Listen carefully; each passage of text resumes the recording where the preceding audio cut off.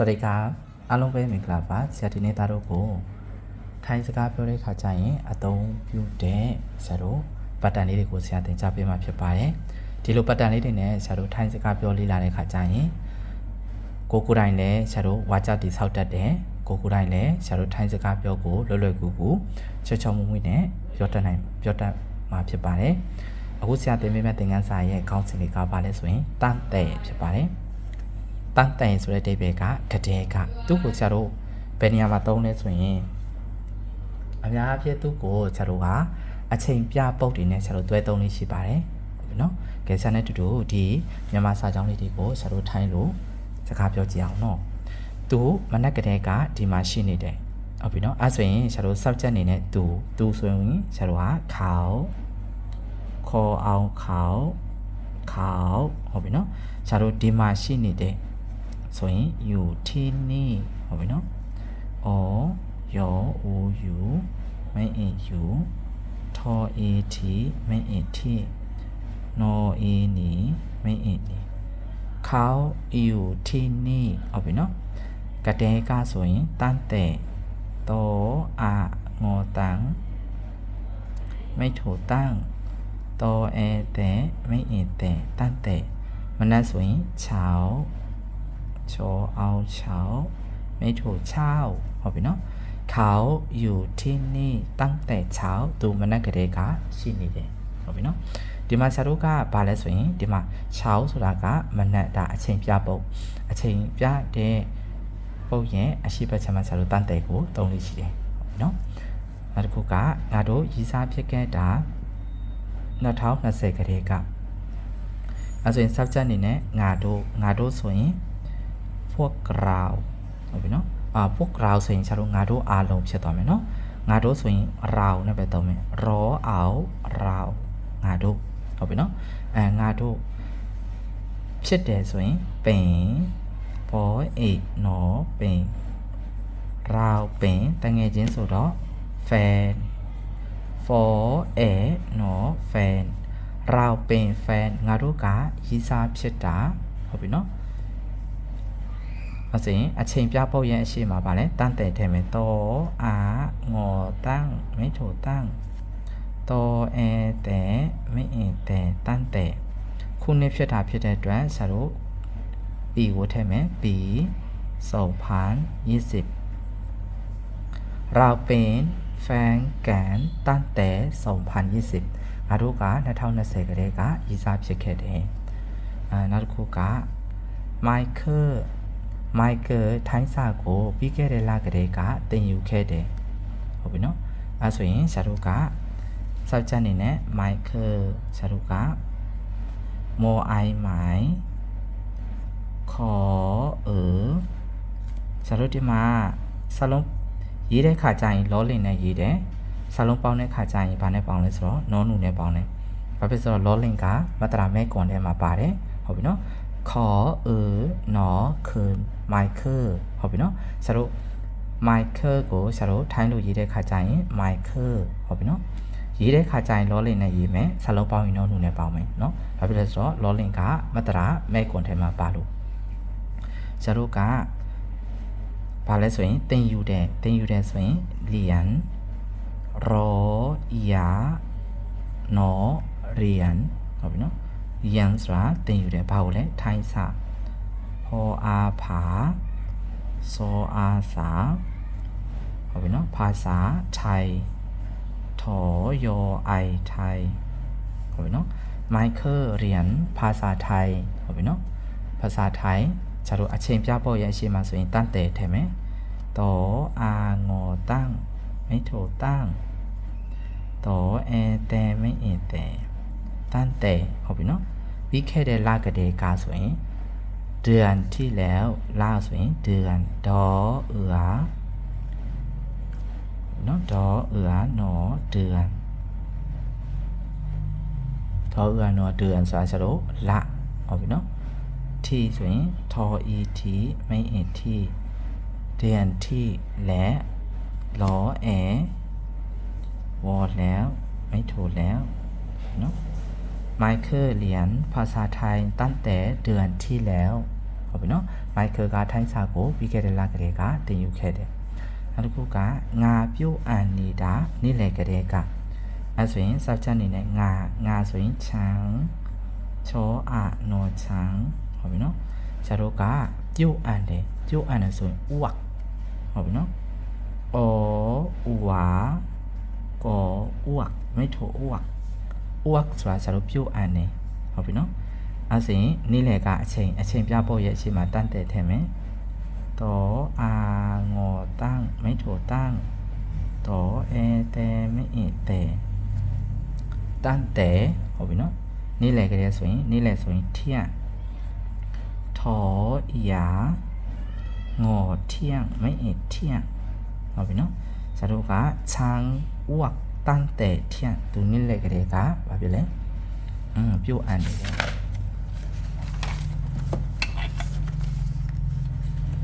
နောက်တစ်ခုကသူတို့နေမကောင်းတာတနင်္လာနေ့ကတည်းကဟုတ်ပြီနော်အဲဆိုရင်ဆရာတို့ကသူတို့ဆိုရင်ခေါင်းဆိုရင်သူတို့ဟုတ်ပြီနော်ခေါ်အောင်ခေါင်းဆိုရင်သူမဟုတ်ပြီနော်အဲဆိုရင်သူတို့ဆိုရင်ပွက်ခေါင်းသူတို့အားလုံးပေါ့နော်အမျိုးရေးလိုက်မယ်နော်ပွက်ခေါင်းဖော်ဥဝါကောဖွက်ခေါ်အောင်ခေါင်းပွက်ခေါင်းသူတို့အားလုံးကတဲ့ဟုတ်ပြီနော်ဆရာတို့နေမကောင်းဖြစ်နေတဲ့ဒီမှာဆရာတို့နေမကောင်းဖြစ်နေတာကိုဆရာတို့ဘယ်လိုပြောလဲဆိုရင်မိုက်စပိုင်တော့မတုံးဘူးနော်မီအာကာမောအီမီအောအာကောအာဆရာတို့ဒီမှာရေးလို့စင်ရောရောကနဲ့ရေးတယ်ဟုတ်ပြီနော်ဆရာတို့စလုံးပေါင်းရင်နောနဲ့နဲ့ပေါင်းမယ်ကောအာနောကန်မီအာကန်ဟုတ်ပြီနော်နေမကောင်းဖြစ်နေတယ်ဟုတ်ပြီနော်ဆရာတို့ဒီမှာတနင်္လာနေ့ကတည်းကတနင်္လာဆိုတာဟုတ်ပြီနော်အချိန်ပြဖို့ဟုတ်ပြီနော်အစီကတည်းကအရင်ရေးမယ်တော့အာငေါ်တန်းမိထိုတန်းတော့တဲမိတဲတန်းတဲဟုတ်ပြီနော်တနင်္လာနေ့ဆိုတော့วันจันทร์ဝေါ်အာနောวันဟုတ်ပြီနော်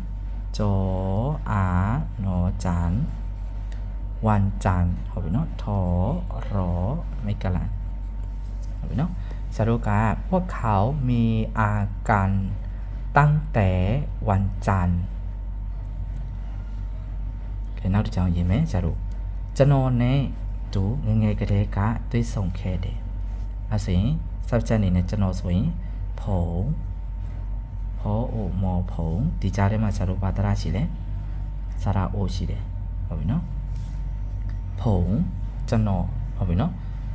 တွေးဆုံနေဆိုရင်ဂျဟုတ်ပြီနော်ကျော်ဂျတွေးဆုံနေ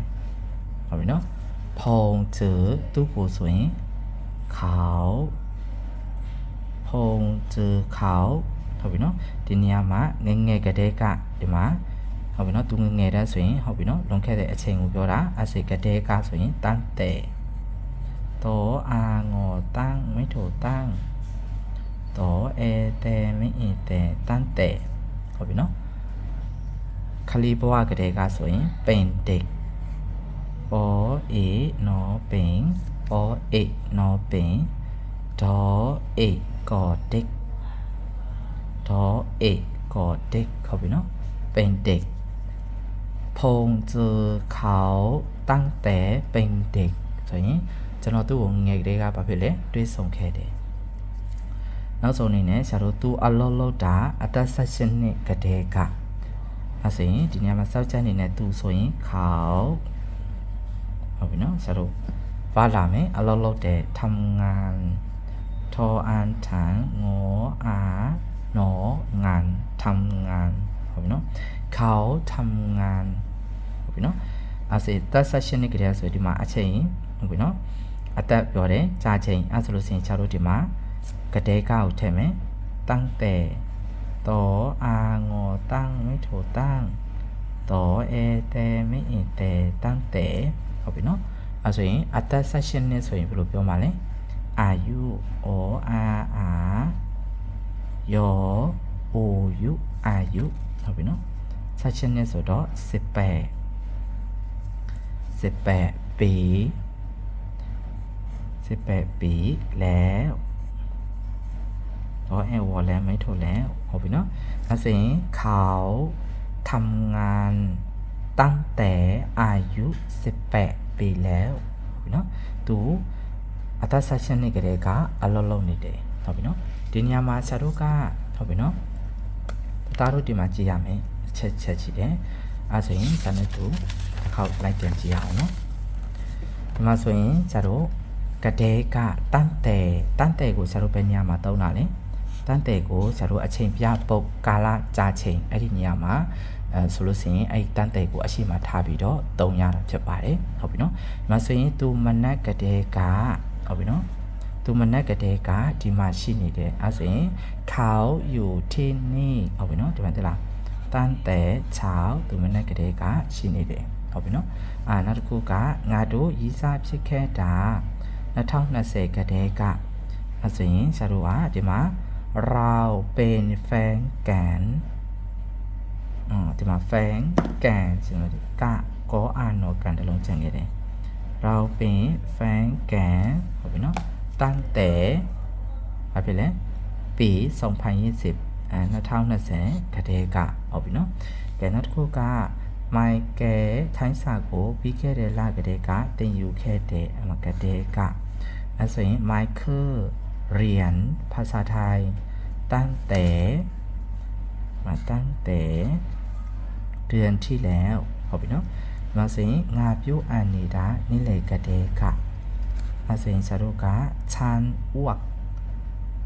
ဟုတ်ပြီနော်ချန်ဝက်ตั้งแต่เที่ยงโอเคနော်โอเคဒီနေရာမှာဆရာတို့ကအချိန်ကာလကိုပြတဲ့ပုတ်ကဘယ်ဟာတွေလဲဆိုတာဆရာဒီမှာပြပြမယ်နော်ကတည်းကဒီလားဒီမှာဟုတ်ပြီနော်နောက်တစ်ခုကဒီမှာ2020နောက်တစ်ခုကဒီမှာဟုတ်ပြီနော်ပြီးခဲ့တဲ့လဒီမှာလဟုတ်ပြီနော်โอเคနောက်ပြီးတော့ဒီမှာကြတော့ဆရာတို့နေ့လေဟုတ်ပြီနော်အဲ့ဒီကောင်ကြီးရဲ့ဘာဖြစ်လဲအရှိမဆရာတို့တန်းတယ်ကိုထည့်တယ်နောက်တစ်ခုကဒီမှာဆိုရင်ဆရာတို့သူတို့နေမကောင်းတာတနင်္လာနေ့ကတည်းကအစင်ဒီမှာကတည်းကဆိုရင်ဒီမှာพวกเขามีอาการตั้งแต่ဟုတ်ပြီနော်วันจันทร์ကျွန်တော်နဲ့သူငယ်ကတည်းကတွေ့ဆုံခဲ့တဲ့မစင်ကတည်းကဖုန်းเจอเขาตั้งแต่เป็นเด็กตั้งแต่သူအလုပ်လုပ်တာအသက်16နှစ်ကတည်းကအဲဆိုရင်เขาทำงานตั้งแต่อายุ18ปีအဲ့မှာဆိုရင်ဆရာတို့ဒီမှာတန်းတဲ့ကိုဘယ်နေရာမှာထည့်လဲဆိုတာလိုက်ရှာကြည့်မယ်သူတို့နေမကောင်းတာအသက်သူတို့နေမကောင်းတာတနင်္လာနေ့ကတည်းကဒီမှာတနင်္လာဟုတ်ပြီနော်โอเคနောက်တစ်ခုကကျွန်တော်နဲ့သူငယ်ကတည်းကတွေ့ဆုံခဲ့တဲ့ဒီမှာငယ်ဟုတ်ပြီနော်နောက်တစ်ခုကသူအလုပ်လုပ်တာအသက်16နှစ်ကတည်းကဒီမှာအသက်16နှစ်ဟုတ်ပြီနော်အဲ့လိုမျိုးဆရာတို့ဒီစလုံးတွေရဲ့အရှိမဆိုရင်ဆရာတို့တန်းတဲ့ကိုဘာလို့ပြရလဲဆိုတော့အသုံးပြုပြရတာဖြစ်ပါတယ်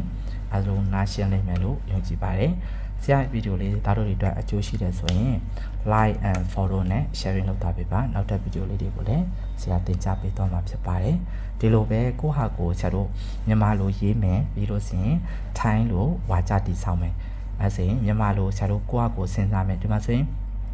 သူနေမကောင်းဖြစ်တာတနင်္လာနေ့ကလေးဆိုရင်အဲဆိုရင်တတတို့ကိုဟာကိုဘယ်လောက်ထိ focus ရှိလဲဆိုတာကိုကိုဟာကိုစဉ်းစားကြည့်အောင်ဘယ်လိုစဉ်းစားမလဲဆိုဥပမာဆရာတစ်ချောင်းပြောပြမယ်အဲဆိုရင်သူမနေမကောင်းတာအင်္ဂါနေ့ကလေးကအဲဆိုရင်သူမနေမကောင်းတာအင်္ဂါနေ့ကလေးကလို့မြန်မာလိုရေးလိုက်ပြီးတာနဲ့ဆရာတို့ကအဲ့မှာထိုင်းလိုကိုဟာကိုရေးစမ်းမယ်ဒါဆိုရင်ကျွန်တော်နဲ့သူငယ်ကလေးကတွေ့ဆုံခဲ့တယ်ဆိုရင်ဒီဟာနဲ့စာကြောင်းတူတဲ့ဟာပါဆိုရင်ကျွန်တော်နဲ့သူကျောင်းဟုတ်ပြီနော်အနုပါနဟိုဆိုရင်ပြောမဆိုရင်တဒန်းကလေးကကျွန်တော်တို့တွေးဆုံခဲ့တယ်အဲ့လိုမျိုးအဲ့ဒီကွာကိုဆရာတို့မြန်မာလိုရေးမယ်ပြီးရင်ထိုင်းလိုရေးပြီးတော့ထိုင်းလိုရေးဆိုင်ကြည့်မယ်အဲ့လိုမျိုးပဲဆရာတို့ဟာဒီတန်းတယ်ကိုသုံးသပ်သွားလိမ့်မယ်အားလုံးနားရှင်းလိမ့်မယ်လို့ယုံကြည်ပါတယ်ဆရာရဲ့ဗီဒီယိုလေးဒါတို့အတွက်အကျိုးရှိမယ်လို့ထင်ပါတယ်အားလုံးကျေးဇူးတင်ပါတယ်ခေါ်ပွန်ခါ